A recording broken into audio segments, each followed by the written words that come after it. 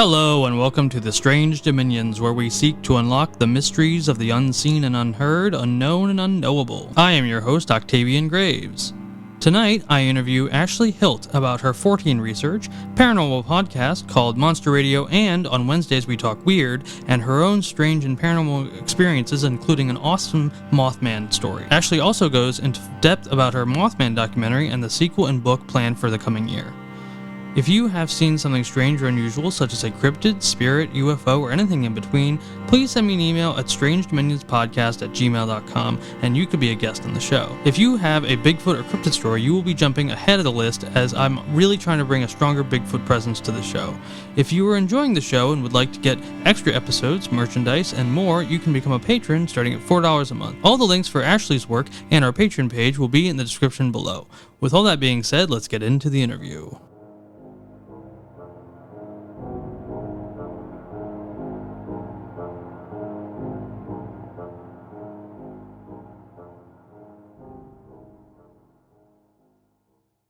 All right, we are here with Ashley Hilt, paranormal podcaster of On Wednesdays We Talk Weird and Monster Radio, and Fortean researcher. How you doing? I'm good. How are you? I'm very good. I'm very happy to have you on the show. Yeah, I'm excited. Me too. I think this is going to be a really cool interview. I might be biased, but I agree. So let's, where did this all start for you? I mean, you've been doing this for a long time. Oh, Jesus. That's a good question. I've always, growing up as a kid, I've always been into cryptozoology, and, to the point to where I had planned my career path around it. I wanted to be a cryptozoologist when I grew up. And, that kind of started with, I was in school, and we used to read those, mini, I don't know if they were Life magazine or Time magazine, but there was an article in it about Ray Wallace and about him faking the footprints, the Bigfoot footprints, that the family had come out and said that, hey, yeah, that was all fake, and it was big news. And then people were questioning the Patterson-Gimlin film because I believe that was one of the areas that Wallace had set up those footprints. And then, of course, they filmed Patty, and everybody's like, well, then that's not real either. I thought it was interesting. I thought the topic was, it caught my interest I think I was like 10 or 11. So I went home and I fired up the old dial-up internet and found the Patty footage. And after it took me like a week to download, I finally watched it, and it blew my mind. I couldn't believe that anybody thought that was fake. I'm the same way. I remember seeing that for the first time, and it just it was totally confirmed in my mind as like an 8-year-old thinking that there's this, at that time, I was still under the belief that there was only one singular Bigfoot, and it only lived in Washington State. And that's gosh. What, I think it's interesting how we all kind of start there, right? Yeah, I think so. Well, and it is. That's a huge, Patty's a big influence for a lot of us, and that's kind of, you're right. I mean, it's interesting how that's where we all started. But yeah, I mean, I was, super fascinated by it, but I still wasn't like, I can't say that I had become obsessed at that point, but we had access to the computers at school. And it was like one website that we were allowed to peruse. And on that one website, they had just little articles written up, just basic. I mean, they were kind of like Wikipedia before Wikipedia, but also for kids. And they had a couple of cryptids on there. They had Bigfoot, they had Nessie, they had Chupacabra, they had the Jersey Devil. And, then I was like, oh, well, this is, it's kind of deeper than I thought it was. So and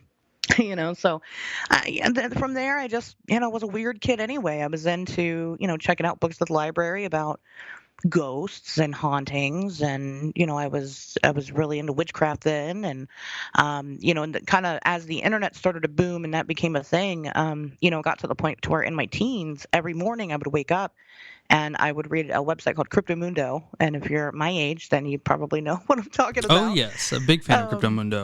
Yeah, it was, and that was kind of it was daily. It was part of my routine was to wake up every day and check that website. It just kind of started from there. Well, eventually life happened and things changed and I took a different path. and did my career, got into other things, what have you. And like I said, initially I was going to go to school for zoology and become a zoologist, and then that would help my cryptozoology, and I could kind of do that because you don't really get paid to be a Well, I cryptozoologist. was going to ask you about like the professional aspect of cryptozoology, if that exists, or if it like the entire phenomena is permanently in the fringe. Is there kind of like any kind of acceptance in the mainstream scientific culture of cryptozoology? I mean, basically, as long as you start taking a route in environmental science and biology and things like that, I mean, those things I mean, they help greatly. But I don't think you necessarily need to be degreed to be a well, you don't need a degree to be a cryptozoologist, but I personally don't believe that it's necessary. I just think that you need to be really good at networking because first of all, to discover anything, it's going to take an entire team of us. It's not just going to be one of us that makes a discovery. So you're going to need biologists and zoologists and environmental scientists and marine biologists. You're going to need all those people on your team. But a big aspect of it is also taking all of the pieces of evidence and putting them together in a puzzle, and anybody could do that without a college degree. You don't need a lab to do that. So I think everybody, varying degrees, have their place, but it's not needed now. In terms of ufology, there are now colleges that are offering grants to people who are going to school for things that could potentially help in the governmental search and study of UAPs, and that's a very new thing that just started popping up. Oh yeah, I mean these new trials and the things that happened last summer. I mean, it's definitely brought a renewed interest to the UFO field. Oh yeah, absolutely. And do you need degrees to work in ufology? Kind of, yeah. I mean, you almost kind of do, I mean, there's just definitely because. people that would like a lot of people consider experts who don't have degrees, but I know what you're saying. Right. I mean, and there are, and I agree with that. But I think that you do need to be educated in the number of things, in order. You can't just be like, I hunt UFOs, and you sit out back and look up at the sky every night. It doesn't matter anymore. We know that they're out there. Exactly. And we know we're not trying to prove that they're out there. We're trying to prove what they are, and that takes a little bit more. But yeah. So anyway, and then different things in my life, which I guess I'll kind of get into. Did eventually lead to where I am now. So I did go to school. Initially, when I started college, I was majoring in criminal psychology, because that's also another thing I've been fascinated with is the law and, and crime and things like that. So I started going for that, but then I switched my major. I didn't want to do that anymore. And then I started majoring in astrophysics, That's awesome. which is a huge leap. Oh yeah, But very different, but um, somewhat more fascinating almost. it was interesting, deciding to do that. But I'd been reading Einstein's autobiography, and some of the things that he was saying in it, I could really relate to, and just being an individual that had a different view of the world itself and how everything works. It really takes a special person to get into physics at all, period. But I started getting into that, and then eventually I had a child, so I dropped out of school entirely. But I ended up going and securing a marketing job. I worked for Victoria's Secret on the marketing team, and then so while I was working there, I was approached by somebody who asked if I wanted to go to the Mothman Festival.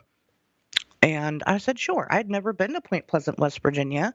I still I haven't gone. It's a big to do for me. I really want to get down there very soon. I'm in Maryland, so it's not far away at all. Oh yeah, you're not far at all. Yeah, you definitely should. Well, let me know if you go. Absolutely. I will tour you. Okay. But I'm only like 2 hours away. It's not far. You're in Um, Ohio, right?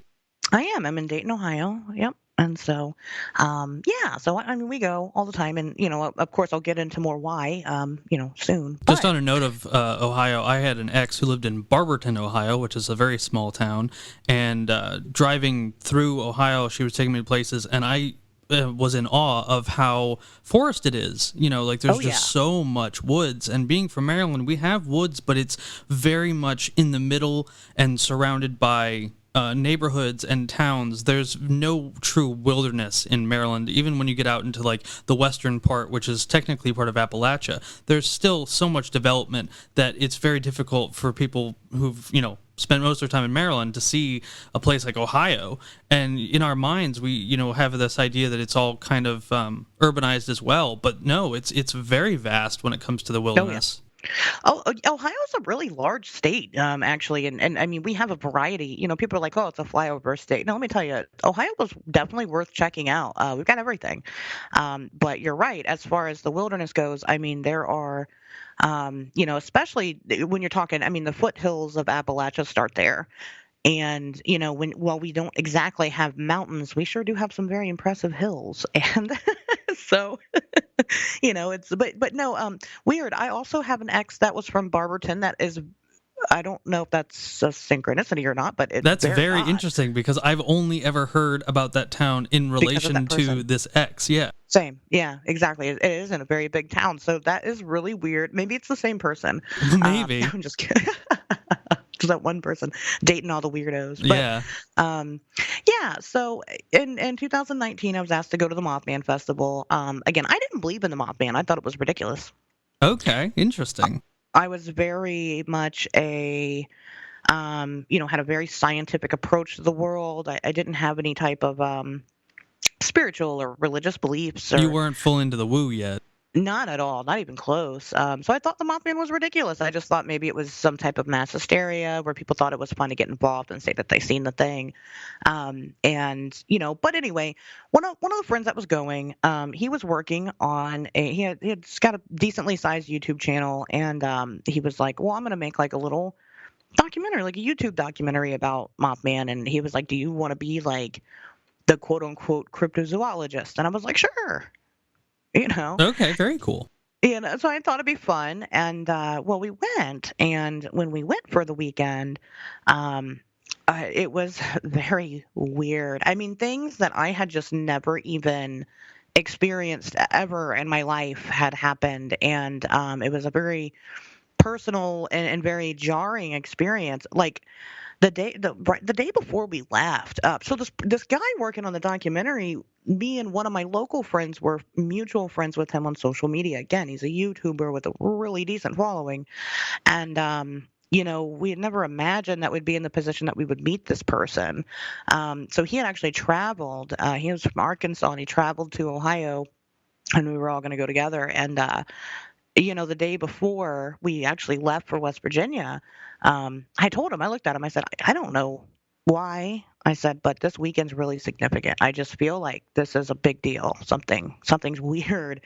And I've never really said anything like that before. I'd never really had a feeling like that before. But it was very overwhelming.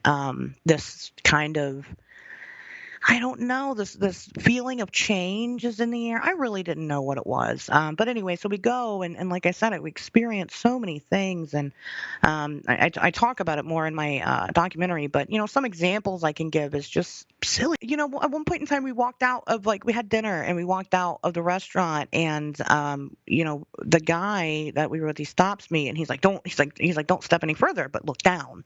And I did. I looked down at my feet, and right there at my feet, it's a dead moth on the ground. Ooh, that's interesting. And our Airbnb, one of it was like the walls were like the wood grain type of walls, but one of them was very clearly an owl. Okay. When I was outside of the Airbnb, the place that we stayed at was like a barn, and it was like converted into like a little condo. It was adorable.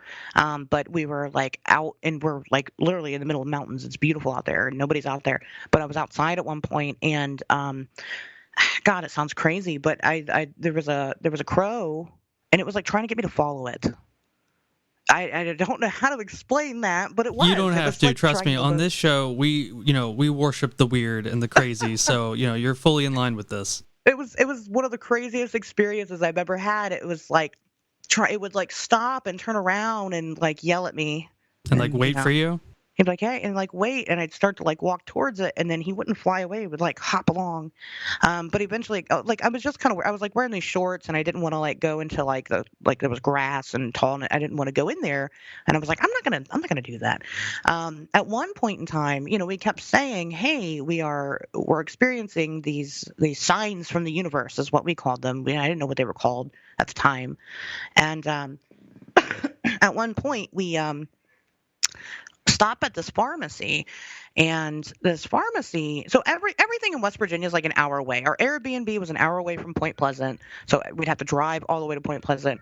The pharmacy that we stopped at was like somewhere in between Point Pleasant and our Airbnb, and it was just something that they had Googled.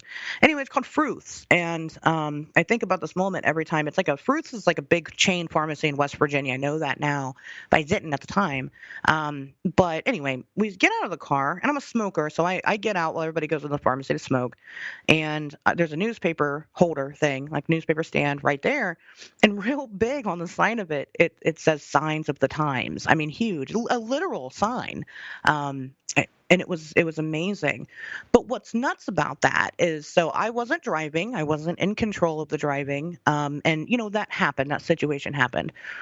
2 years later, in 2021, I went to the Braxy Bazaar, the Flatwoods Monster Festival, with a bunch of friends that I've met because of this community. And we were all traveling together, and the friends had picked out an Airbnb for us to stay at. And we go in this little know-nothing, teeny tiny town in West Virginia. And we got there at like midnight, and we're like trying to find our Airbnb, and it was not very obvious where it was. So we're like driving around this town. We actually ended up like parking and getting out of the car and like walking around trying to find this place, because we even stopped a police officer and he had never heard of the address we were given. So really weird, really shady.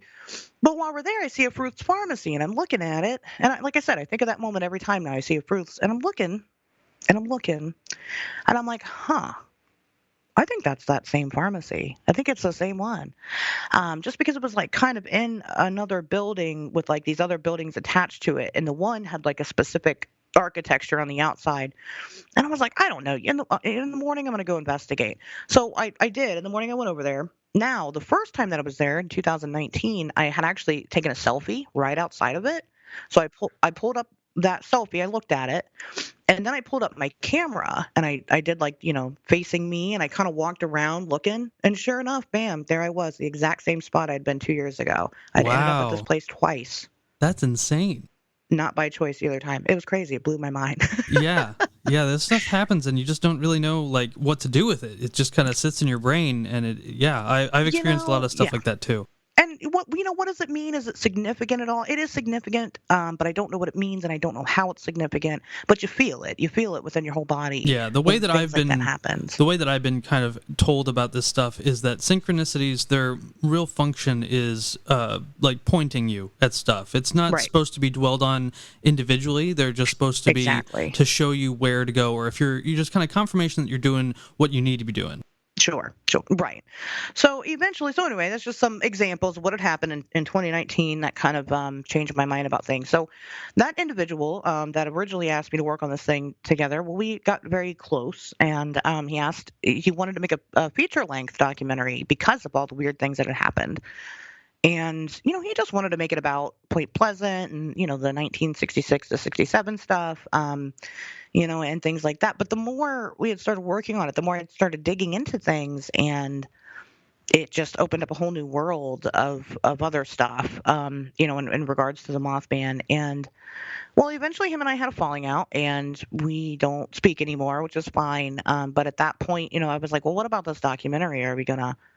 Do you want to finish it? He had absolutely no interest. And, I was sad about it, and I didn't think I was going to do it. But within about 2 weeks' time, I was like, you know what? I need to do this. And then a couple of weeks later, and not even a couple, it was like the next week, February 13th, all of us at work, again at Victoria's Secret, were called into a meeting, and we had learned that the company had sold, and we were all being laid off. Oh, that sucks. It was not a fun time, and so I lost my job that day. And again, this is February 13th, 2020. 2 weeks later, the entire rest of the world shut down.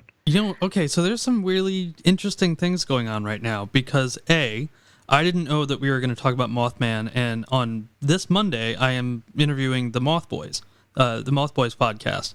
Oh, I know them. Yeah, so that's an interesting little thing. I also lost my job in February. I was working at as a security guard for a retirement home, or like a retirement community, and I lost my job because the retirement community, shut down because they were worried about this COVID thing, and it was right around that time too. Very Yeah. interesting. Yeah. I mean, it was wild. So, I mean, I had decided at that point, because I couldn't go out and just get a new job. Nobody was hiring. Everybody was closed. Right. Yeah. So, Luckily for me, um, security didn't get hit too hard by COVID. yeah. We were able to stay. I was able to get another job at a hospital around that time, and so that kind of kept me afloat. But yeah, no one was hiring outside of really, No. really essential places. Right.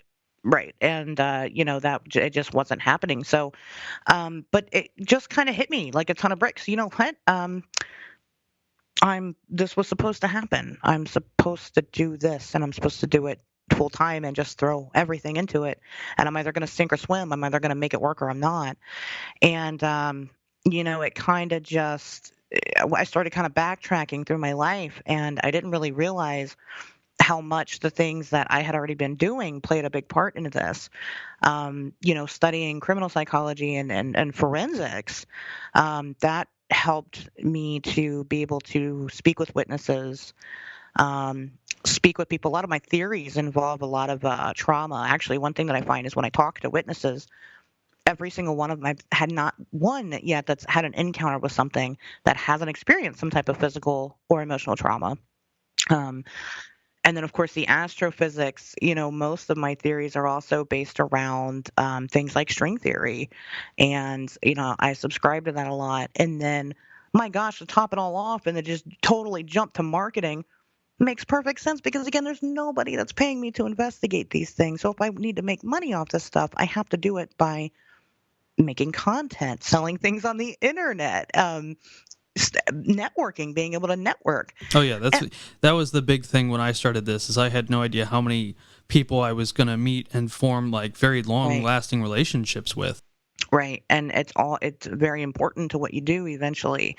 And, so it absolutely blew me away how, like I said, everything in my life had led to this point for me to be doing what I do now. So I don't know. I'm not religious. I have some spiritual practices that I do take part in, and, but I do think for whatever reason, somehow, some way, this has been divinely guided. This has been chosen for me. This was already predetermined, and I was going to do this.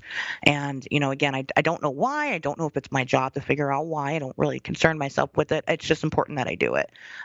So here I am. I've been doing it full time since 2020, and it's been great. So That's really, really awesome, and there's so much to that mirrors a lot of my own path.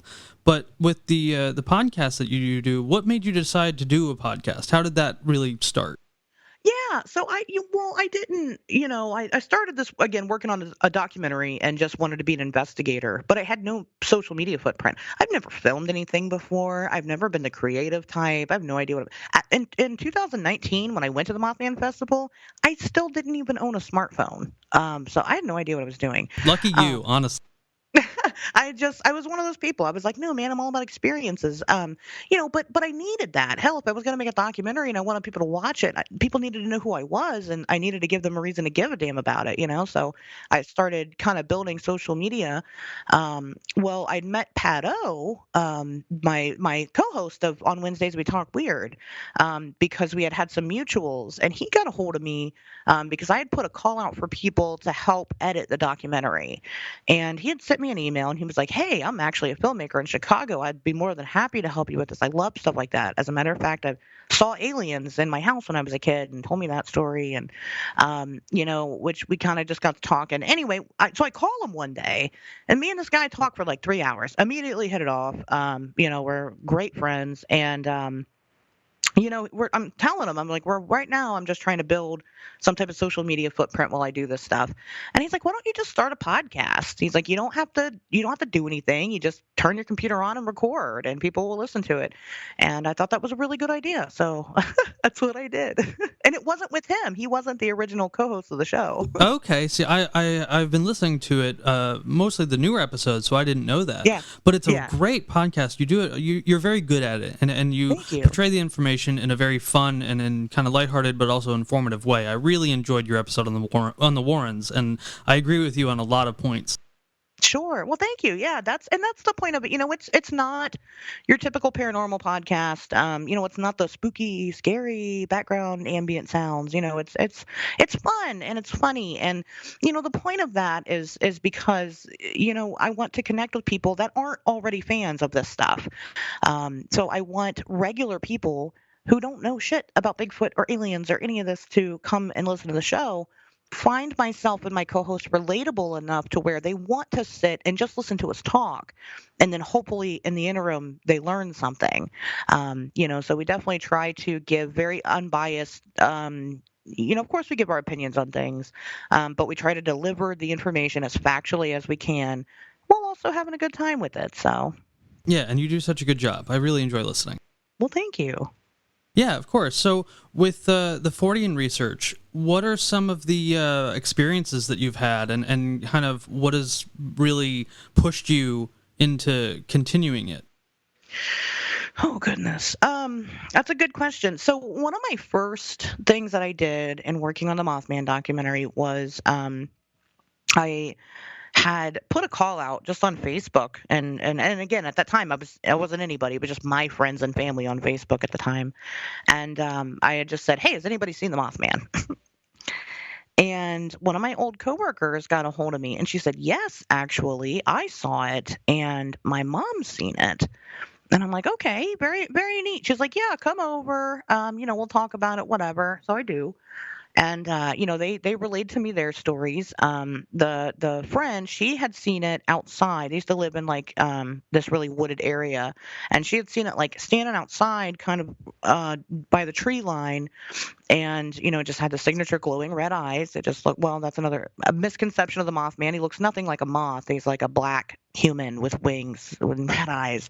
All the descriptions I've ever seen of him, that he feels more owl-like. He seems more like an owl than a moth. Well, he can be until he stands up. And then, he's very stocky. I've seen the Mothman. And I'll tell that story shortly. I did not know that I had seen the Mothman at the time that I had seen it. I had not made that connection until many years later doing this research. But I mean, he can be very stocky kind of. And I don't know if it's because he's not, he exists, I can tell you that, but he doesn't exist within our world. Do you feel that it's one singular entity, or do you feel like it's kind of a species, or a group of entities? I don't know that for sure. I think that there are definitely. I think he's not the only one, but is he the one that's coming here and influencing us and having us be seen? It could be. I don't really have an answer to that question exactly. Yeah, and that's fair. That's totally fair. I haven't gotten to ask him yet. Right. Yeah. So so this person that saw him. Yeah, so she saw him, and and it's just usual encounter story. Her mom saw him walking down the street one night, just walking strolling along the street, and he like kind of came around the corner, and then when he came around the corner, he just disappeared, just in a thin air, poof, disappeared. But then she also opened up she was leaving, and she went from the house to her garage, and in her garage, she said it was in her garage, hanging upside down from the rafter like a bat. Interesting. Like that's creepy. I've never heard that before. Yeah, me neither. I don't think I've ever heard that as well, at least in terms of the Mothman. Right. And she said it was probably about, it's probably 6 to 7 feet tall. She said it was just all black. She said I just walked away. She always said that. I knew he wasn't. She said I knew he wasn't an animal, but I don't know what he was. But she starts telling me, she was like, "Well, have you heard of Helltown?" And I was like, "Helltown? What's that? What's that got to do with anything?" Hilltown, Ohio, which a lot of people that listen to the show are probably immediately thought of the one thing, and that's the Travel Channel documentary, which is terrible. But Hilltown's an abandoned town in Ohio. It was abandoned it was bought out by the government in the 70s. And what they wanted to do with it was they wanted to extend this town. They wanted to extend it to the nature reserve because it's kind of in the middle of this big nature reserve in Cuyahoga County. And well, not Cuyahoga County, it's Cuyahoga Falls. But anyway, so there's lots of rumors that surround it. You can go to Helltown. Like I said, it's abandoned. There's like a church that has like an upside down cross on it. So people think, oh, it's Satanist. There's like a weird abandoned bus. I mean, it's just an abandoned town. It's got a lot of ghost stories. And anyway, so she's telling me, well, have you heard of Helltown? Blah, blah, blah. I'm like, well, I know a little bit. She was like, you should talk to so and so, name redacted. And I was like, oh, really? She was like, oh, yeah, he's got a story. And I'm like, okay. So she invites me over and invites this older gentleman over. And, we're just hanging out and we're all kind of just chit chatting. We had like a barbecue thing. And, at the end of the night, we're all sitting down in their living room. And the matriarch, the mom who is introducing me to this man, looks at him and says, go ahead and tell her the story. And immediately on his face, you knew exactly he knew what she was talking about, but he's like, what story? And she just gives him a look, and then he kind of looks back at her, and he's like, okay. So he starts telling me that in the 1970s, he was a park ranger for that park, for the Cuyahoga, I think it's the National Reserve or something. Anyway, and that at the time, after they had kicked all the townspeople out, or not kicked them out, but bought up their properties, they were worried that people would come disrupt the area, that they would try to come catch things on fire or, just be generally disruptive because they were pissed. And so he would, have to patrol that area and just make sure nobody was there. Of course, teenagers and things like that doing their thing. But he was kind of patrolling that area. He said it was actually right outside of the town. And things were weird. He was hearing noises off in the woods. Well, you always hear noises off in the woods, especially that area. There's over 250 Bigfoot sightings in that area. Yeah.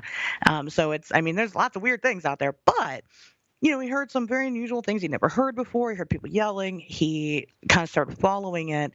And he came upon a fence, a big, giant fence. So it's probably 10-foot tall fence. And he starts walking around. I'd never seen it before. And he starts walking around it. And at one point in time, he sees finally a clearing in the trees or whatever. And he looks in the center of it, and he said that there was a group of, it looked like military people, military men, and they were surrounding this thing. And he said, all I can tell you is that this thing looked like Jeepers Creepers. That's what it looked like. And he said, and I don't know what it was doing. I don't know what they were doing, he said, but I know that it was attacking them with some type of electrical attack. And I did think that was very interesting. It was the weirdest thing I'd ever heard in my life. And he tells me the story, and then immediately he leaves and never goes back, never went back, ever again. Quit his job as park ranger, was done. I can imagine that. That's not out of. So, but this was the first time that I had really even considered that Mothman existed, or that some of these weird, really woo things existed, and I was very scared. I left, and I went to my best friend's house, and I was like, I have to tell you something, but I can't, because when you start thinking about this stuff, and you're like, okay, if government conspiracies are real, and the government's involved in this, and now I know about it, and they kill people because of it, is there now going to be a hit out on me? I don't know. So I went and I talked to her about it, and I was like, I don't think I can do this thing. I don't think I can do this. I don't think I can know these secrets and keep them. I think that's dangerous. And she was like, well, if you don't do it and that really is what's happening and you believe that's what's happening, then, it's up to you. You don't have to, but if you think that you should, then you should. So of course I still continue to do it to this day, and I've told that story now so many times, and I'm still here, so nothing's happened. Now, is it a real story? I don't know. That's not really my job. I can kind of give opinions on what I think. I would love to talk to the gentleman now, without being who I was then, because I'm a much better investigator and interrogator nowadays. But yeah, I mean, I don't know. Is it real? I don't know, but it was sure felt very scary to me. Anyway. That's one of the things that happened, but not really. So that's, I guess, not really something that's happened to me personally. So I don't know if you want other people's stories or if you want mine. Just, I mean, yours are great. Just the things that you've experienced while you've been out looking for this stuff. So most of the things that we experience, somebody asked the other day, "Have you found anything?" And like the answer is always yes and no. I am convinced that some of these things exist because of just certain experiences. We had kind of talked before the show, and I was explaining how I investigate things. I don't just like pick a topic and go, "Hey, I'm going to go investigate that today." I never do. I don't pick these things. They pick me. Either I'm investigating something else, researching something else that leads me somewhere else, or somebody comes up to me with a story that they've got going on, so I start trying to dig and help them. But as far as like crazy, wild, out there stories, nothing ridiculous, really. I mean, I've never seen, a cryptid in the wild while investigating. Me and my daughter, one time, I was driving her to the doctor, and we were, just driving in the car, and there was a large crow in the sky. It was just a crow. But while we're watching this crow, it dives down to land on like one of the electrical poles, like the utility pole that's like T-shaped. And when it goes to land on the pole itself, then you can see it and compare it to that utility pole. And this thing's wingspan was about twice the size of the T on the cross on the pole, the horizontal cross. Okay, so almost like a Thunderbird kind of thing. It was. And I mean, my daughter at the time, she's 9, and I start asking her before anything, "What is that? What is that thing? Do you see that? What is that?" She's like, "It's a bird. It's a big crow," is what she said. And then it just flew off and went. And I wasn't out investigating that day. I was just driving my kid to the doctor.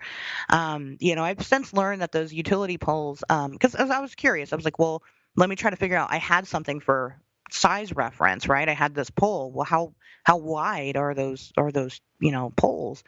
The T shape of it, like I said, the horizontal piece is about 4 to 6 feet. So this thing didn't have more than a 12-foot wingspan. Right. But still, a 12-foot, and that doesn't sound impressive. When you think of Thunderbird, you think of like 30, 35 feet. Yeah, something really enormous.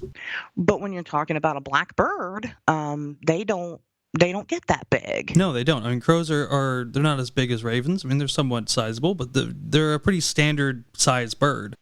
Right. They're not very large at all. So, that, to me, that was just a genuine, bona fide cryptid experience. Whether it had been some type of special, genetic issue or something, I have no idea. But it was very large. And then I ended up, kind of starting to dig into thunder crows is what they're called.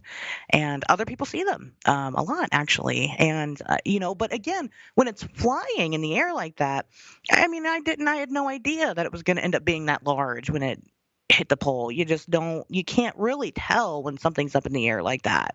So that was an interesting encounter. These things always seem to happen that way when you're not really, when you're just being a regular person rather than Yeah, no, I absolutely agree. I think a lot of this stuff, it takes you by surprise, and it comes when you're least expecting it. And I almost feel at this point that that's like its job. Like Right. That's kind of where it resides, is in like kind of hidden in the mundane. Yeah. Oh yeah, definitely. And that's kind of where I've started to land at. Obviously as the years go on, I've dipped my toe in a bit of the woo soup, and I've been enjoying it. Now I really like to. There's a lot out there on the internet. I'll say that. Oh yeah. And a lot of it is probably. Let's be honest, it probably is. But I do like to keep an open mind. If something has a 1% possibility of existing, I will entertain it. I'll take it as far as I can.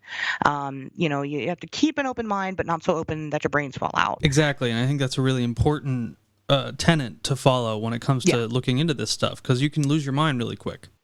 You absolutely can. And when you look at other researchers and people, that have done this for years, or when you look at people like, like John Keel, and they start to feel crazy. They start to feel nuts because it's overwhelming. Mentally, it's overwhelming with the stimulation of what you're constantly. And then, when you're putting these theories together again, and this is why you need a team of people. You can't just do it on your own. You need other people. Yeah, you Um, need that. You need that verification. you need the verification, but you also need the skill sets, and you need other people to also, take it from you sometimes. Because when you start landing on certain theories about certain things, right? One thing has to be real for this to be real, right? And so you have to make sure that those theories fit together, before you say for absolute, which none of us really in this field speak in, well, some people speak in absolutes, but they're wrong. But for the most part, we're smart enough to know better. I mean, the one thing that I've always said is that the one absolute truth to any of this stuff is that nobody knows like what's really going on. Like we don't have, Right. there are no experts in this, and anyone who tells you that they are, then they need really, really good proof and verification of it. Otherwise, you're just like the rest of us. Well, and that's what I tell people. If any of us were right, then the rest of us would be out of a job, and that's where it would be. And one of us would be really rich. But so far, none of us have been able to prove it right. That doesn't mean we never will. In my personal opinion, it's still going to take a very long time. We're still at the step of just getting regular people to recognize that we're not crazy. Right, So, exactly. Do you want to talk about your Mothman experience? Because that's really yeah, interesting. absolutely. So. Yeah. In 2020, at the end of 2020, a girl came up to me and she approached me. Since I've been working on the documentary now, I joke I'm a Mothman expert. I'm not, but it's my thing. It's one of my specialties. And she relays her encounter with me with the Mothman. She was in Georgia, and her boyfriend were there, and they had taken some edibles actually, and they took some THC gummies, and then they saw the Mothman outside of their window, and she was feeling really intimidated of telling anybody because she felt like people would just write her off because she was high. Yeah. Well, You don't well, hallucinate on. you don't. Yeah, that's not part of the Exactly. experience. It's not. And when she was telling me the story, it just jogged something in my memory. In 2016, I was at a friend's house and we had made some pot brownies and did them, and we enjoyed our night, and we were going to bed, and I was asleep in her living room on our couch, and in the corner of her room, she had like this TV stand, and it was like catty corner to, in the corner. And I just started feeling very, I don't know, overwhelmed. I was freaking out. I was just saying, I was freaking out. And all of a sudden, on top of that TV stand starts forming a head, just like a black, shadowy kind of head. And then some arms started like reaching out and start forming. But then the arms started moving downwards, forming downwards. There were arms, there were wings, and it's just expanding over the entire ceiling of the room, just kind of engulfing the whole room. And then, like I said, it's starting to take shape a little bit more, and then come the eyes, and they're slowly coming in, slowly. So I got up and fucking left. I was like, no, thank you. I went and I woke my friend up. I'm like, hey, I'm freaking out. I didn't tell her what had just happened because, again, at the time, the person that I was at the time, I didn't believe in ghosts or demons or, like I said, any type of spiritual, anything. I didn't believe in the Mothman. Didn't realize that's what it could have even been. It never hit me. I just was trying to reason it away with, I was really high or I was half asleep. And I wasn't. I was not asleep. I was wide awake. And yes, I was high, but like I've done lots of drugs over the course of my life, and I've never hallucinated on weed. And you're not supposed to. Yeah, Um, if you are, then there's something else mixed in there. Something's wrong. I mean, or you're having some type of bad Oh yeah, of reaction that you course. would have known about at that point in your life. But yeah, it was crazy. And then like I said, it kind of also tracked that line of where things had really changed in my life, because in 2016, I had just gotten over an ego death. I was really at the top of a peak point of my life. Lots of things had changed for me, emotionally, and I'd worked through a lot of stuff. And then a couple of months later, this was in the summer of 2016, a couple of months later, I got my marketing job, which was just completely random and out of nowhere. And it was just kind of like the final step that needed to happen before I really got pushed into this thing. And in hindsight, people have asked, well, it sounds like you saw a shadow person. um, it sounds like you saw this. It sounds like, I saw the Mothman. That's what it was. That's what it was. And I don't, I feel like I might see it again. I hope I see it again. But, I hate, honestly, I don't like to share my story. Well, I've gotten better at it. You know what? Because if I don't share these stories with people, then I'm not helping. But it sucks because it's like, oh, yeah, of course the Mothman girl saw the Mothman and just remembered it afterwards. And it's like, well, but you know what? That's how these things go. When you experience something that jars your reality, you tend to run from it a little bit. Absolutely. And I think one of the issues that I've always had when it comes to sharing my stories is that because of hindsight and like Right. looking back at these things, they don't seem that spectacular. They don't seem No. that incredible. And so when I'm on podcasts or I'm talking to people and they ask me like, what have you seen? I'm always like, okay, if I, how much do I say? Because I don't want it to come off as like, oh, you're kind of stretching these stories to make it Right. bigger than what they actually are. Right. Exactly. Yeah, and it's unfortunate that you feel like you can't, share those things publicly, or feel like you're going to be criticized for it, or whatever, because it's like, yeah, you're right. They're pretty uneventful. I mean, it's like seeing the crow.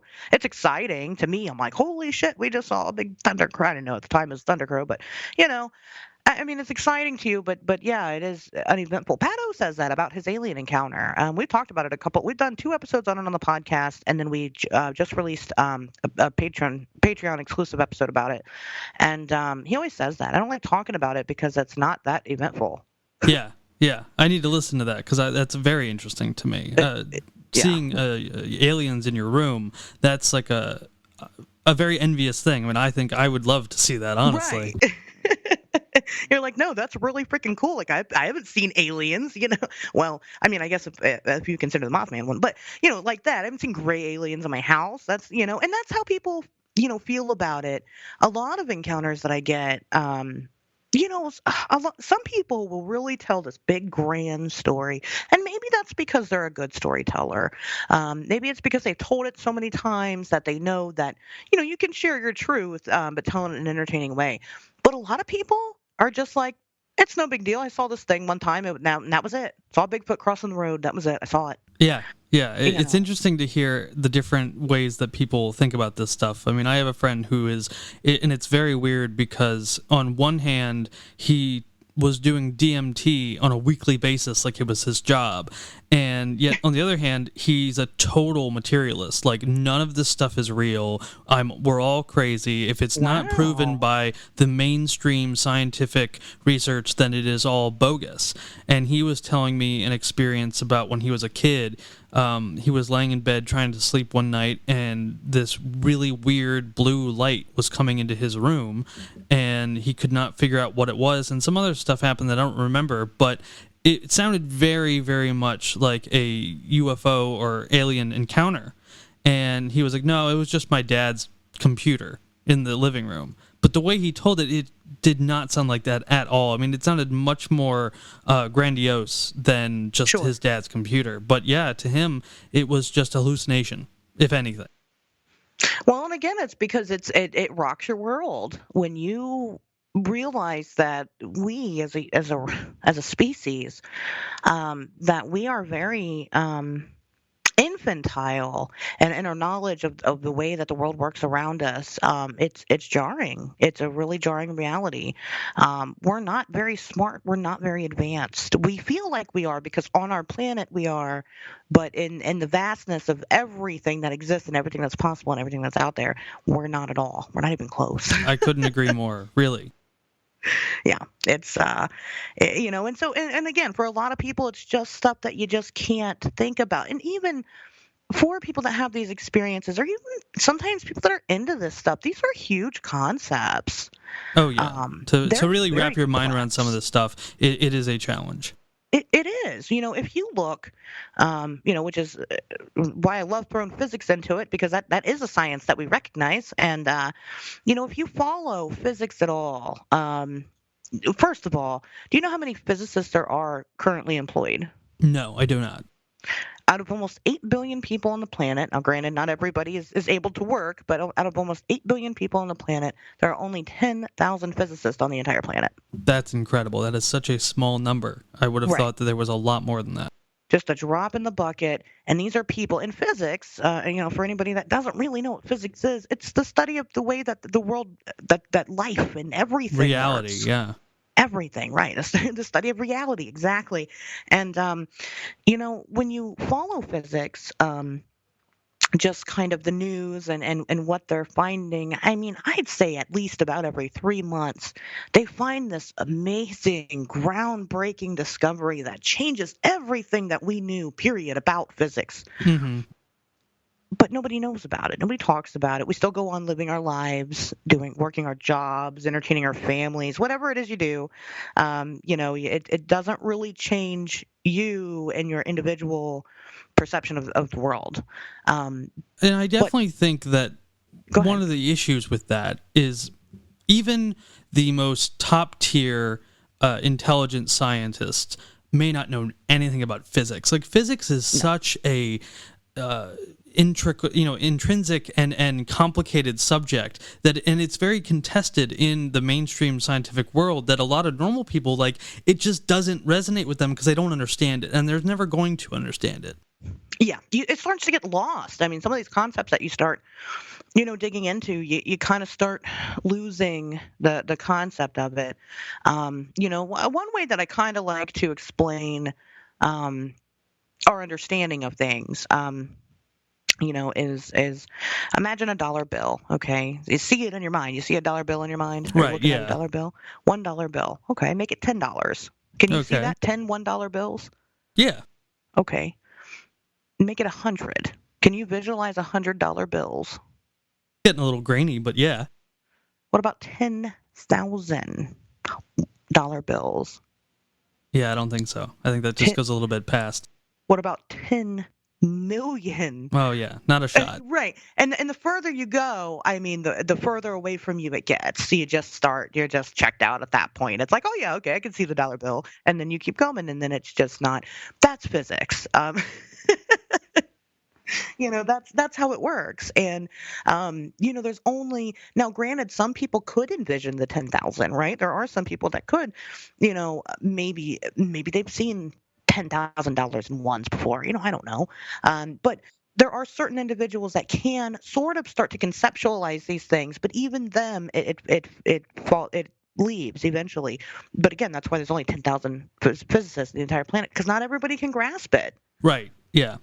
And one of the things that I am very, very hesitant of is because I am fully admit that I know nothing of physics, astrophysics, string theory. It is completely, like, I have an interest in it, but I do not, I have no conception of these concepts whatsoever. And I think that there's a lot of people in the paranormal Fortean realm who also have no real concept of this at all. And yet we hear people talking about, like, interdimensional. That word gets thrown around a lot. And I always wonder about the background of these people who are using it. Now, you actually have a background in astrophysics and these very nebulous concepts, but I think a lot of people look at that and they have, like, they imagine what they think it is, and it sort of fits into their theory, or it makes the weirder parts of this stuff more easy to think about, and so they're just, everything is now interdimensional, and I'm always Right. I don't use that word because I don't understand what that actually means. I can give you a crash course. Okay, that would be great. To me, like, I understand what a dimension is. It's an area, right? And so when we talk about multidimensional, it's you see, once you get past that, it gets very, very confusing. It does. And It does. I think a lot So of I mean, people I'll have use an idea about what those yeah. words mean, and they don't like that's not what they mean at all. Right. And and I'll use string theory as an example because it is the easiest and again it's the basis for my own personal theories. So like you said, a dimension is an area, right? That's what it is. It is a dimension is a perception is what it is, right? So in string theory says that there are, just for the sake of conceptualizing, there are 10 dimensions, right? And on each dimension, there is a new perception on each one. The first dimension is 1 point. 1 point. You put a dot on a sheet of paper, bam, that's a dimension. That's one dimension. 2 dimensions is a second point, and it is the line between the 2 points, right? So it is from the 1 point to the next. You can get from the one dot to the other dot, right? That's what it is. It's a flat surface. It is one from the other.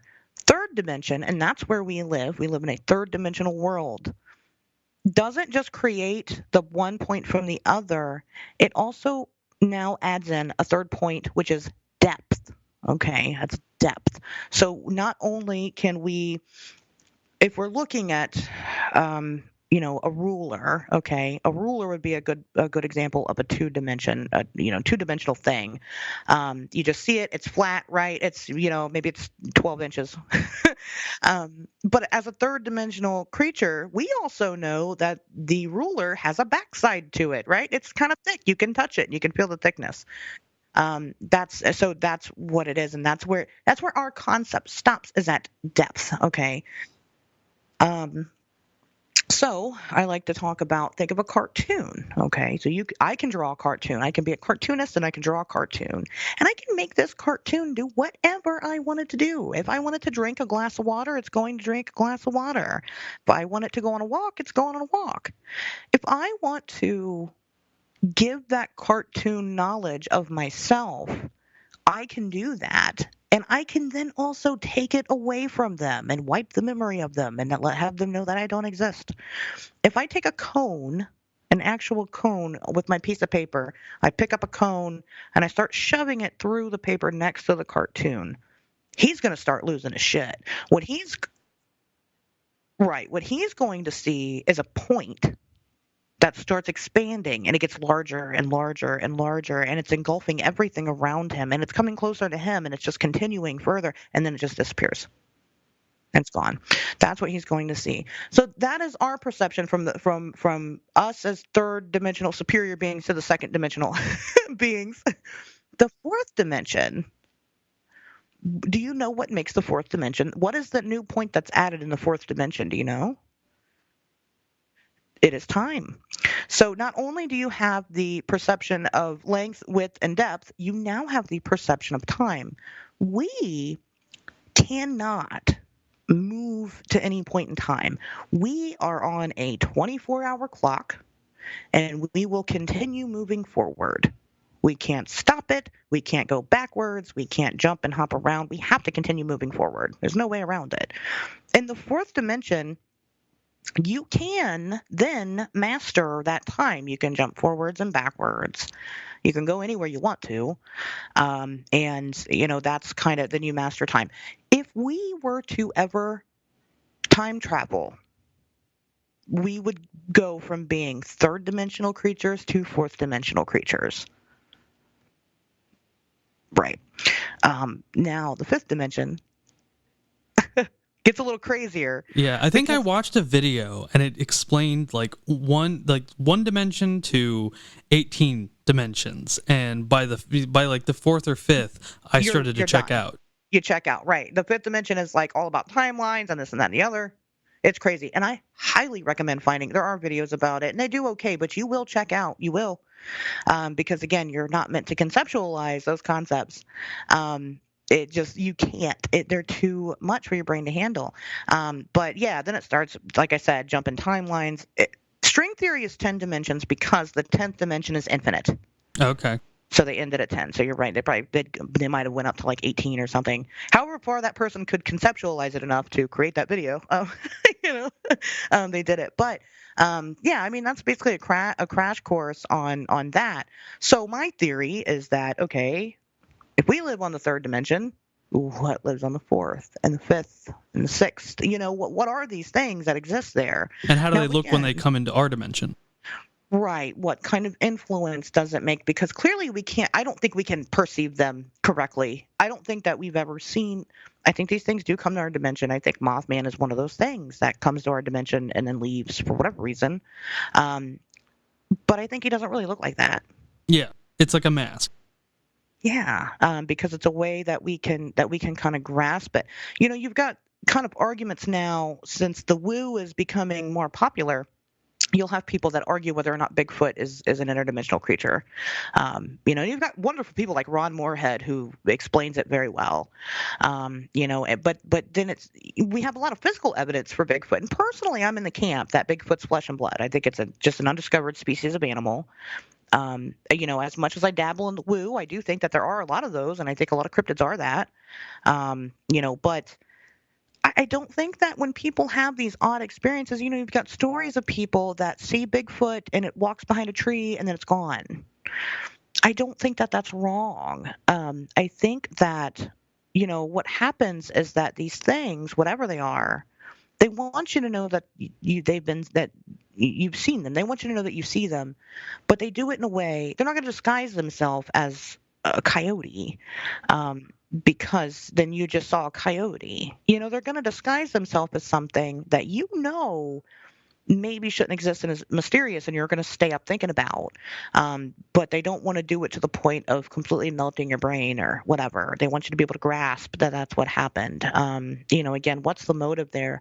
I have no idea. Just because, maybe? Well, it's interesting because, I dabble in ceremonial magic, and that a lot of people, the distinction that I make is that people look at that and they look at a grimoire, and yes, it has a lot of religious tenets to it. Sure. The fasting and the praying and the abstinence and things like that, and they assume that has to do with kind of giving yourself up to the Godhead, the divine, and things like that. But a lot of magicians that you talk to, they explain that it really has nothing to do with that. A lot of that has to do with when you are in a circle and a spirit, whatever that is, and I do not use the word demon because I know what the what the lineage of that word is, and I think it's a totally inaccurate viewpoint. But whenever these things are in that triangle or outside the circle, they can smell things. They can hear things. They don't have very good eyesight, but for some reason they can smell, and they do not like the smell of human beings in general. They don't like being around us. They certainly don't like the smell of sex, and they hate the smell of meat. So we do these things to make it easier for them to come into this existence and for us to work with them. And I don't feel that I'm definitely not in the psychological camp, but I don't see the advent of spirits being outside of the interdimensional theory, if that makes sense. Yeah, I mean, it does. What I tell people all the time is of course, I call myself a witch publicly, and I have been chastised for it. Actually, a lot of people that are into these topics are very Christian. I know. And I tell this to people all the time. There's a lot of fringe groups and subsets in the paranormal realm, but the two biggest ones are the diehard materialists, that everything is flesh and blood, and then the very, very religious, usually like evangelical and Christian camps. Demons. Exactly. And the idea of adding magic to the paranormal, that makes it inaccessible to them because their book says that they can't do that. And so they get very mad when you start adding these topics in, because that they feel like it excludes them from the conversation. Right. And when I tell people a lot, I don't care. I personally, yes, I'll dunk on Christianity. It's because I've had a lot of really negative experiences with Christians. If you listen to the early episodes of the show, from 1 to 10, you will hear me basically just chastise Christianity all throughout the episode. And I've lightened up on that, although I'm not a Christian. I do not follow any of that. I never have. I consider myself, if I am anything, sort of just like a polytheist or animist. Sure. But Christianity, and that's the thing, is a lot of people think, oh, you're working in ceremonial magic, you must be a Christian because it's in a Christian framework. Well, just because you learn Chinese to go to China and make it easier for you to communicate with people doesn't mean you're trying to become Chinese. You know what I mean? Well, that's true. That's a really good argument. I've never heard it put that way because, like I said, I get a lot of, kind of explain to you, in private that I'm eclectic, so I just kind of pull with whatever feels right, and I practice different things. But you know, like I said, personally, when I think of like religion and spiritual beliefs and things like that, well, first of all, mind blowing statistic is that less than 30% of the world's population is Christian. So there's a lot of beliefs out there, and I think that everybody is correct. I think that we're all right. I think that there's something to all of the religions and all of the spiritual practices and all of it. And I think they're all the same thing. It's just that we don't know what to call it. So whether you want to call it demons or you want to call it ghosts or aliens or interdimensional creatures or whatever, spirit, whatever it is that you want to call it, it's all the same thing. Right. I mean, it all boils down to these things being sometimes they are flesh and blood, or at least they appear that way and they give off flesh and blood traits. And Sure. other times they are simply an incorporeal intelligence, right? It is a sentient being without a body.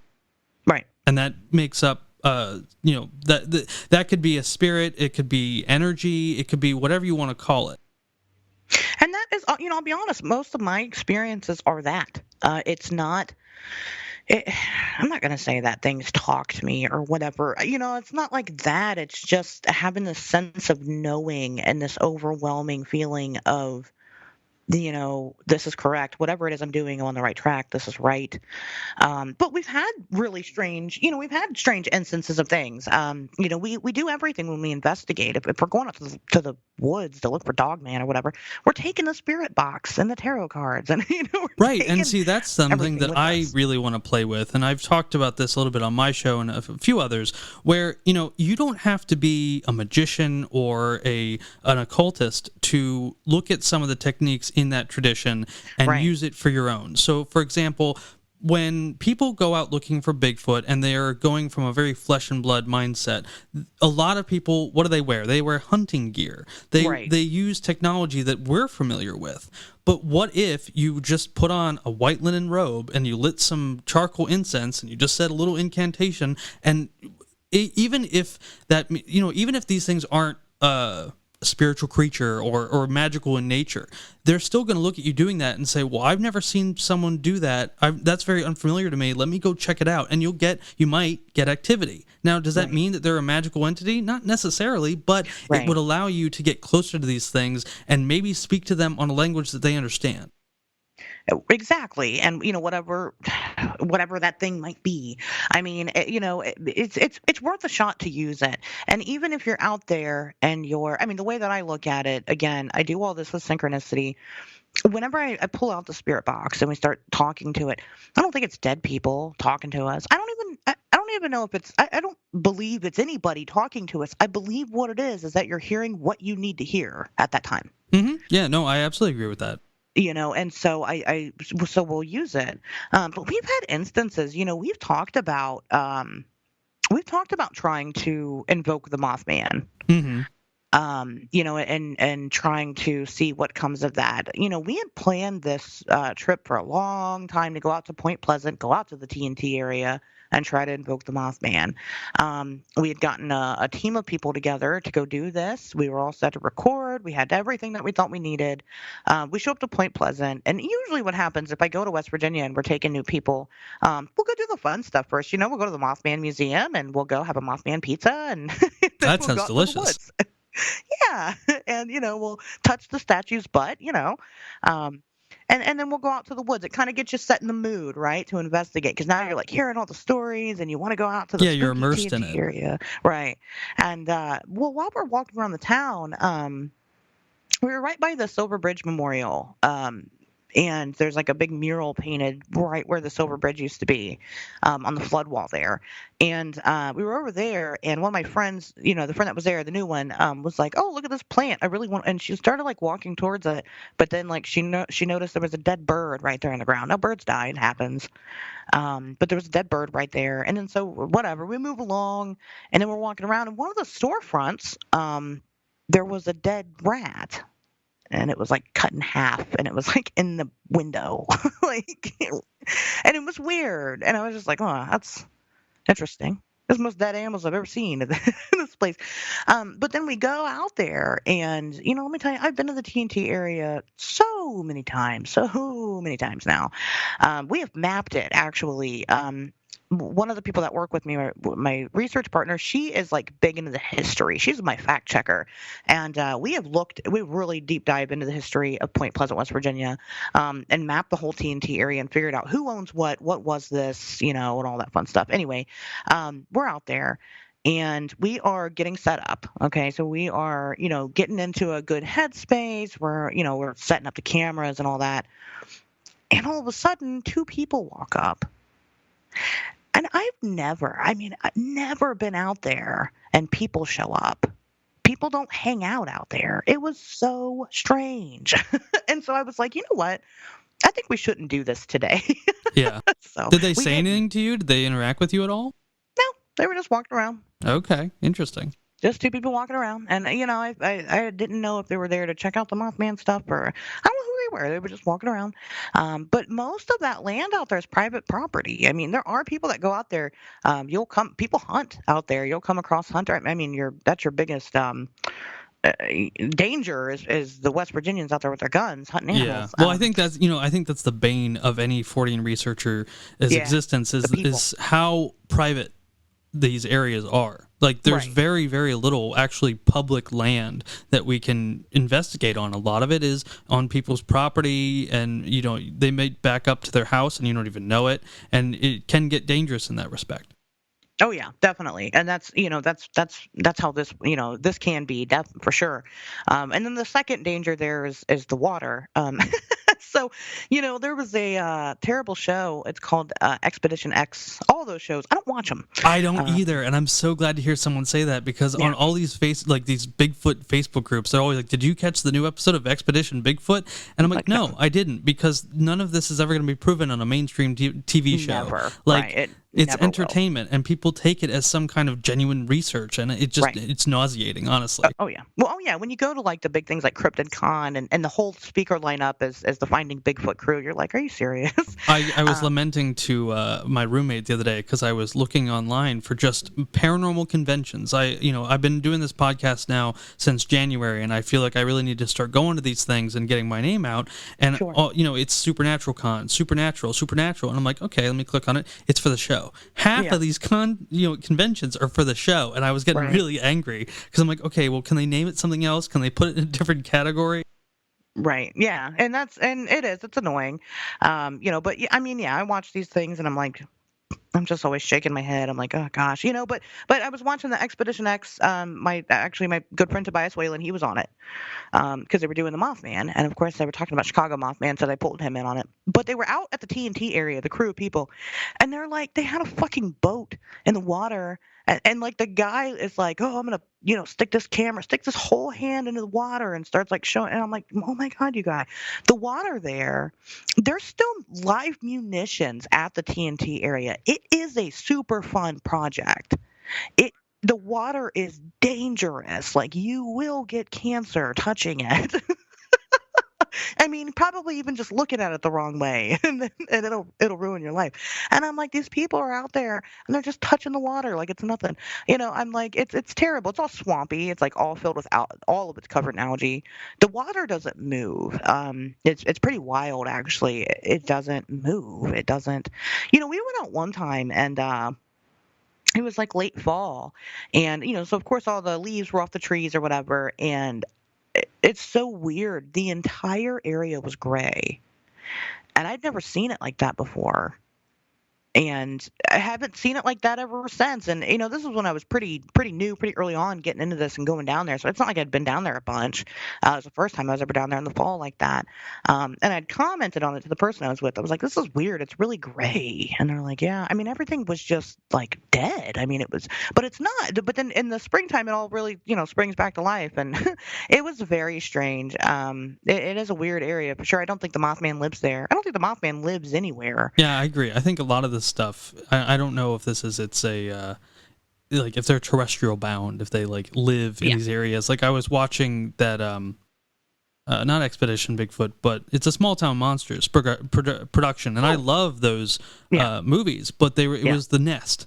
And it felt, I don't know, there was something about it, like, it just seemed like a waste of energy looking at this possible nest, because I don't really feel like this stuff makes its home in our woods. It just seems very unlikely. I mean, even things like I said, like Bigfoot, which I personally I'm a flesh and blooder. If it exists, it would have to constantly move. Right. And it would have to eat a lot. Right. A lot. And, but it would never be in one area. It's never going to just stay in the one area. It's going to continue to move. And that's how they survive, is to be on the move. And I think it's because, I mean, some people think Bigfoot is a type of people. I don't, personally. I think that they're intelligent enough to avoid us because they've learned that we're dangerous. But I don't think they're a tribe of people, Yeah, I don't really. That's not my view either. I mean, I put it this way. I think that there's multiple things going on, specifically with the Bigfoot phenomena, and I think that there is a spirit aspect to some of it, and I say that there could definitely be a flesh and blood aspect to it as well. But for me, I've experienced enough weird stuff regarding Bigfoot that it feels like there's multiple answers or multiple routes to go to get to some kind of conclusion. I agree with that. There's a couple who's a research team. It's Jamie and Jenny King, and I don't know if you know who they are, but They sound familiar. I don't know if I've ever interacted with them. they are absolutely fantastic people. But they tell this story. I did this event in Erie, Pennsylvania, and it was really cool, actually. It was set up like I was the host of it, and it was set up like kind of like a talk show. People would come up and share their experiences with high strangeness, and I would interview them, as an investigator, and kind of let people in the audience kind of see how that process goes. Now, I talked to these people beforehand. I knew their stories and kind of knew, it was planned a little bit. But anyway, they came and shared their story. I had not, so as much as I kind of had a little bit of an idea of what people's stories were, I didn't know everything. And I told everybody that, hey, I've never met you before. I don't know your story. I kind of want the gist, but don't tell me everything, because I want it to be a genuine reaction on my part. And the Kings came up.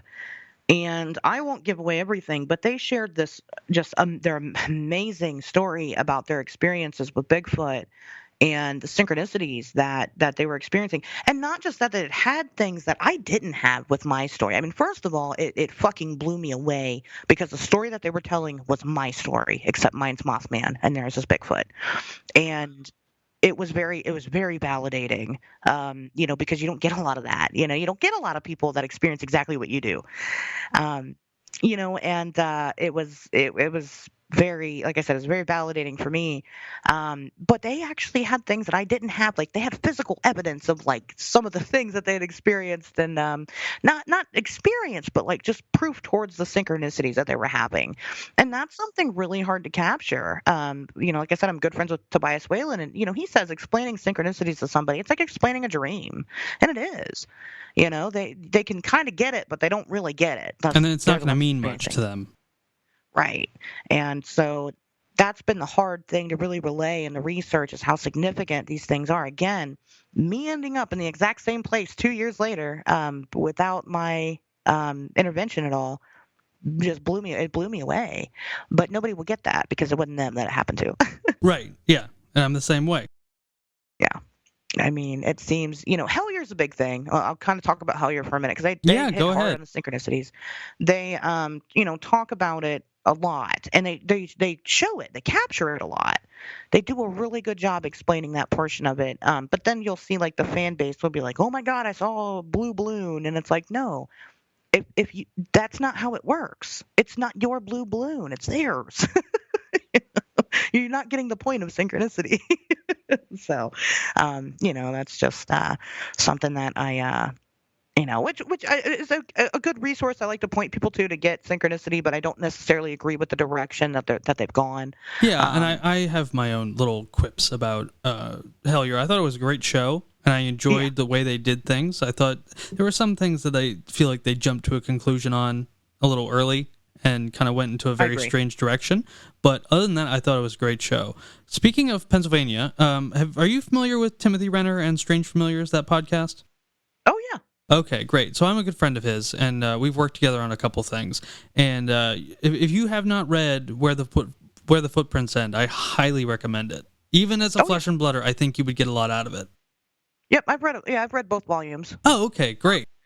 I haven't gotten to talk to Timothy. I'd like to. Oh, We just yeah. haven't cross paths. Normally everybody you kind of meet at events or whatever. I'm trying to do this thing, but I'm also very busy. I'm trying to do this thing where I just hop on social media and just message these people and be like, hey, just wanted to introduce myself real quick. It's kind of we're mutuals or whatever. But That's kind of what I have been doing, and that's kind of how yeah, I ended up messaging you and Ryan. Was like, hey, you guys seem cool. You got podcasts. You do the same kind of stuff that I do. Let's see what we can do together. yeah. It's a good. It's very smart to just reach out. I mean, most of us won't say no. We're all very nice. Um, unless you're.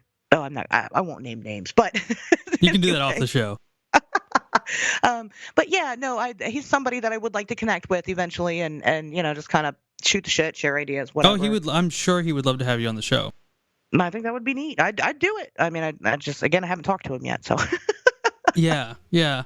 But he's a great guy and very easy to talk to, and his show is great. It's one of my favorites. One of yeah, the reasons, I mean, I would say that Strange Familiars and Where the Footprints End was one of the big points to me actually starting a podcast and really looking at this stuff seriously. Because, like you, I started to I've been into the paranormal and cryptozoology since I was a little kid, and it's never left me. I've always been interested in it, but I didn't really start going out and investigating it myself until 2019. And I was with a group of guys, and they were very flesh and blood, and I didn't know what to think at the time. I didn't take a right, stance. I was just like, there's weird stuff in the woods, and I want to go see it. I didn't really care about collecting evidence. I was more on the I just want to have an experience base, and I still feel that today. I collect evidence when I see it and when I find it, but it's not my biggest draw.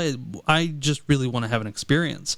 And I started listening to Tim on his show and how he did things, and then I read that book, and I started coming to my own conclusions about the I guess the connections to folklore and different other phenomena with the paranormal. And when I decided to I had a very enlightening and traumatic mushroom experience that completely changed my life completely sure, in April of 2021. And I got, that's kind of, and I also had a strong interest in the occult, but more from an aesthetic point of view. I didn't know how to get into it, but I knew it looked cool. And when I got, when I came down off my mushroom trip, I was like, you know what? I need to get into this for real because I've been interested in it for a long time, and I think it's just time to take it seriously and incorporate it into my life. And so as I started doing research into it and the lore and mythology and things like that, I started to see the connections between Bigfoot and Dogman with certain occult entities and things like that. And that's the corner that I have decided to specialize in. And I think that a lot of people, Strange Familiars, they're very, what is the connection between folklore and the paranormal? And if you're familiar with Soraya Askath and Where Did the Road Go, he's very about perception and consciousness. And that is his corner of the paranormal world. And mine is, where does the occult and the paranormal intersect? And what does that mean? sure. And what can we glean from that kind of information? Yeah, and I think you need all of these things in order to get to a conclusion. I think that you need to have some basic knowledge of all of it, of cryptozoology and ufology and the paranormal, and that's why I chose to be a Fortean investigator. I didn't want to leave anything off as an option, and that's another thing about it. Your mind will change. A year from today, I want you to mark it in your calendar. Go back and see what's changed I since will. then. That's a really good idea, actually. Because it will change, and it should. And if it does, that's what makes you a good investigator, is changing with the knowledge that you receive. Um, we aren't being stuck. We've kind of started revisiting some old topics on the show that we've done before. I'm just in the Dogman was middle of one of listening them. to your liminality episode. What's that? I'm in the middle of listening to your Oh, episode on liminality. that was a very fun episode. Yeah, I'm really Um, enjoying it. Liminal spaces are very neat. I recommend them. But I've been we've been kind of been retouching. Like I said, Dogman was one of them. It was the first one we did where initially we did an episode on it, and it all just seemed like bullshit. Honestly, it did. But since then, I've had people reach out. I've had people have encounters that I genuinely believe. I mean, I've had a couple of different, my own synchronicities tied to the land between the lakes, and people that I know and trust and are good researchers go out and research these things, and I'm what they actually having find. And, Jessie Lee of Hellbent Holler on the show in about a week yeah, or so. I absolutely love her. Her and Joe are amazing people. So you'll love them. They've been doing a lot. Well, eventually I'll be going out to the Land Between the Lakes with them. It just hasn't happened yet. Well, we're both in different states, and then the whole I almost died 2 months ago, and all that. So it's been it's been Yeah, I know interesting. you've had quite the journey. I have, but yeah, we'll be going out eventually and investigating together. I think they're great people to do it with because they're almost covered the entire Land Between the Lakes, almost all of it. Yeah, that's a Physically. great series. I'm like Yeah, on part 2 or 3 at this point, and I'm really enjoying it. and they're very logical. I mean, they're very logical people. They really didn't. They didn't think Dogman was a thing until they started going out there and really looking into it, and that's how it was for myself also.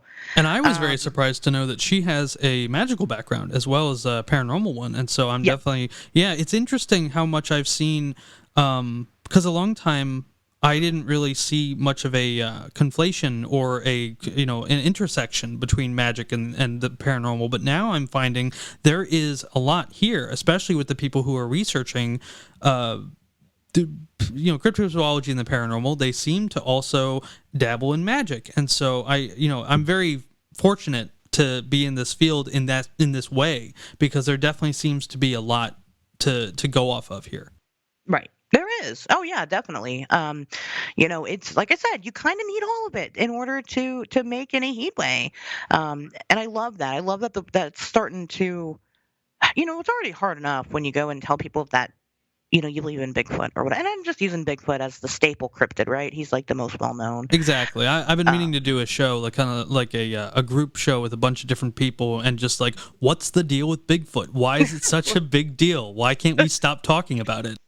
and you know what? I say that a lot. As much as Bigfoot was the first one that got me into it, I'm so burnt out on Bigfoot. Really? Because Um, I just keep getting more and more into it.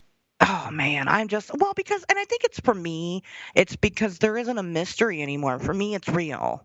Right. Yeah. And I know it is. And I don't need anything else, But I get it. We still need to prove. I mean, but until it is, that's where I'm at with it. I'm like, come bother me when we find one or Right. whatever. No, I understand that. That's I'm there. Now I'm just far beyond, and probably nowadays, which is like I said, crazy because I started this because I loved cryptozoology, but anymore, I'm definitely more ufologist than anything. Okay, and I Um, think that is a very valid avenue to evolve into. well, and I never thought I would. I mean, yeah, I guess aliens were cool, but it was never a big thing that I was into. I'm at that Which is stage now. Like I like aliens and I like UFOs, but it's definitely not my specialty or something I spend a lot of time thinking right, about. Or right. ghosts for that matter. I think ghost stories can be cool, but for the most part it's something that I feel burnt out on as well. Not to say that I don't want anyone's ghost story. If you have a ghost story, please send them in. But overall, when I look at the entirety of the cryptozoological and paranormal world, ghosts and aliens, they're in there for me, but not as much as some other stuff. And like I said, but that's important. It's important that we have people that are masters of their craft, right? We need people, in their particular areas because again, I think these things, well, people call Mothman a cryptid. I don't think Mothman is a cryptid Okay, interesting. because a cryptid, and this is a term coined. Do you know who coined the term cryptozoology? No, I do not. So that would be it was between either Ivan Sanderson or Bernard. I say Hoovelmans. I don't know if that's right or not. Hoovelmans. But they were like, they're like the granddaddies of cryptozoology. They created it. It's the study of unknown animals. Undiscovered animals with unverifiable scientific backing, but enough backing for it to be entertained. Right? It was very much a science, and that's how it started. And it's always Um, interesting to me because, there are people who call themselves cryptozoologists and they're looking for things like Dogman and Bigfoot, and they end up in the paranormal camp. But then you right, have cryptozoologists who are just looking for, what is it, the Tasmanian tiger. Right. Or, Yes. just some long lost, thought to be extinct bird in the tropicals, in the tropics. Cougars on the East Coast, right? Right, exactly. And they don't end up at the paranormal conventions. No, not usually, and those are very classic cases of cryptozoology. But like I said, but then you got like people like, oh, Mothman. It doesn't really fit anywhere in cryptozoology. It's not a cryptid. Whatever it is, it's way more. To me, I would put that in the ufology, but some people might put it in the paranormal. The Flatwoods Monster. That's not a cryptid. That's straight up an alien. That's Yeah, straight see, up an that's alien. I always thought that was more on the UFO side or the alien Right. side, and I always thought it was weird that we was ending up in the the cryptid camp. But it's so weird that that's where people put it. The Kentucky Goblins. Yeah, or Those like are the aliens. Jersey Devil. The Jersey Devil, right? That's paranormal. Absolutely. These things aren't, but like I can see it, because I guess you could be like, oh, the Jersey Devil, maybe it was just a hammerhead bat, or whatever. Yeah, I had to look that up because I had never seen that before until I listened to your episode on it, and wow, that's a really weird looking bat. Isn't it insane how much it looks like the Jersey Devil? Yeah, it really does. Do we have hammerhead? Like, is that in No, any? they're, Oh, yeah. They're I believe I think they're in South America. But no, we don't have them. And they're small. They're too small to be the Jersey Devil. But when you holy you shit, it posted a looks- picture of some of the books you got, and I had commented on it that you should look up Jason Miller because he has a new book, and now it is a pretty spirit-based magic book, but he actually recants a story or retells a story about how he moved to New Jersey, and when he was in New Jersey, he was trying to work with all the land spirits there, and he was somehow able to evoke the Jersey Devil as a spirit. Now, I can't say the validity of that, but the concept of it is very interesting to me. Wow, that is interesting. Well, and that's something that we've definitely toyed with. Again, as researchers, we haven't done it yet, but we will eventually. It'll happen. Again, just depending on where we go. But yeah, I mean, like Dogman. I talk about Dogman. I don't think Dogman is a flesh and blood. There's no way. There's no natural reason for that to exist whatsoever. None. It doesn't make any sense. You're slower once you get on two legs. You're slower, right? You're at a disadvantage. It would have made more sense for canines to evolve to climb, but not necessarily stand. So for me, that's not a cryptid either. I don't think it is. And people get mad. They're like, well, you're gatekeeping cryptozoology, and it's like, no.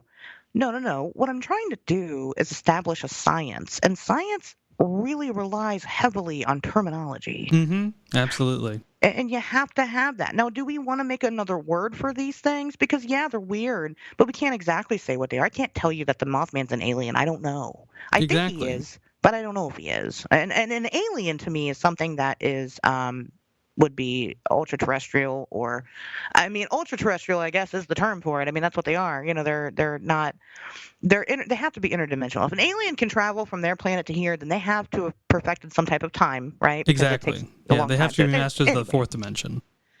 Right. They would have to be that. But I don't know for sure. Again, I haven't asked them. Maybe when I catch them, I'll ask them, but I haven't yet. So, I can't say that's what it is. So what do we do with those terms? What do we call those things? What do we call the Jersey Devil? What camp do we put it in? Because you can't say it's a spirit, because again, we don't know. Exactly.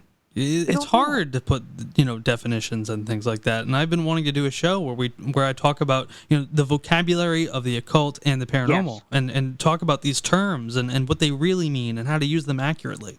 When I give my presentation, when I give talks, one of my first slides is, of course, introducing myself. I'm Ashley Hilt. I'm a Fortean investigator, filmmaker, podcaster, blah, blah, blah. The next slide is, what the heck is Fortean?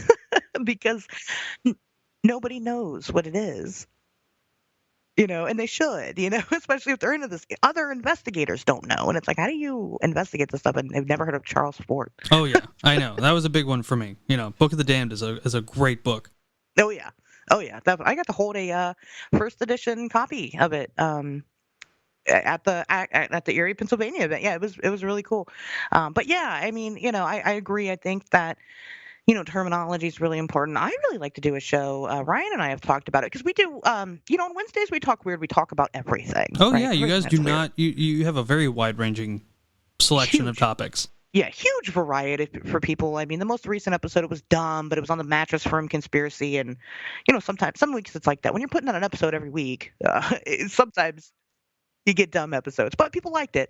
Anyway, but we cover everything over there. I'll cover true crime because again, I love that stuff, and I wanted to do a show about topics that I love. Does true crime have anything to do with aliens? Absolutely not. But is it weird? It absolutely is. Um, you know, Monster Radio is more creature based. So the main focus of it is to, it's a little more serious. I mean, of course, I'm still me, so I'm just inappropriate and controversial, according to some people. I think you're great. Thank you. I'm just honest. I'm just me. I don't hide anything. I don't put on a face. I'm not an actor. I'm not a character. Like this is just genuinely me. And I think that's important. And again, I think that's what makes people realize that I'm credible is because I'm not putting on a show to be anything other than what I am anyway. So Monster Radio, we just focus on the creatures and stuff like that, and it's a little more serious. But we've talked about doing an episode where we would talk about like what it would look like to discover a cryptid and recognize it scientifically. And I think that would be a really good idea because, I mean, what would you do? If you were in the woods and you shot a Bigfoot, what would you do? What happens next? Who owns that body? Who do you contact? And then what avenues do we go through as scientists to then, again, put it, into our database, and I think that would be cool because I think a lot of people just don't think about those things, they don't really consider it. I mean, just like, I talk about another reason why it's really important for all of us to kind of community is like my big thing. I believe in community. I think we should all be working together, obviously. But another reason for it is because like you'll get different encounter stories than I'll get, and one of your stories might be significant to something that I'm working on. And then I would pass that on to you. Right. And then I share what I have with you, and then we kind of brainstorm. And, it's really important because who do you report these things to when you see them? Who do you report your UFO sightings to? Who do you report your haunted house to? Who do you go to when you see a lake monster? Most people don't. They don't at all. They just might tell friends and family, but they usually don't tell anybody. And so a lot of this stuff goes unreported just because the knowledge isn't out there on how to handle these things. And I think that, it's very simple and does it make for, does it make for a good show? I mean, is it going to be super entertaining or super interesting as the typical encounter stories? And I mean, no, probably not, but it's informative and that's important. Absolutely. I couldn't agree more. That it's out there. So I don't know. It's just some thoughts I've had. Yeah, no, I really enjoyed this. This has been, we could probably talk for another 10 hours, I swear. Yeah, forever. So. But we are coming down to the end. But before we go, why don't you tell us a little bit about the documentary on Mothman and how it's coming along? Sure. So the Mothman documentary, it's getting there. We have one more segment to film. We'll be going out to Chicago. We're still doing. If you follow me at all on social media, I mean, you'll see me. I'm trying to find people that the O'Hare Airport. That work at the O'Hare Airport. So if you know somebody or you yourself work at the Chicago O'Hare Airport, get a hold of me. I promise it's not weird and you have full confidentiality. And all your links will be put in the description. So anyone who has had an experience, they can find you. Absolutely. And, like I said, we have to film Chicago, but then it's pretty much done. It's called Sinking the Mothman. There's also going to be a book that's coming out alongside it. You don't need both. You don't need to get both. If you're only a reader, you're not a reader and you just want to watch, you don't need both. It's just that there was so much research on Mothman that it just was too much for a documentary. So I had to write a book about it. They'll be coming along. When is that going to be? I don't know. At the same time, I am still very much a person with a regular life and believe it or not. So I'm hoping by the end of the year, but don't quote me on it. For sure next year, both will be out. And documentary number 2 we've started filming. Documentary number 2 is about window areas. Oh, perfect. I love that entire concept. Yeah, so I will tease that. We've already filmed some stuff for it, and we'll continue. Otherwise you can see me out and about. Like I said, I go to all these events all the time. I'm there. I'm the one with the red hair. So. Right. Yeah, you're very recognizable. I would think so, yeah. Well, I will put all of your links in the description below, and I hope to see you at maybe, the Cryptid Bash 2? Oh, yeah, I'll be there. Awesome. Well, I'm going to try and be there as well. That'll be great. Well, Ashley, I want to thank you so much for coming on the show, and I cannot wait to have you back on when the documentary and the book are finished and out, because I would very much like to talk to you in depth after I've seen those. Absolutely. Absolutely. Sounds good to me. Awesome. Well, you have a great night. Thank you again. Thank you.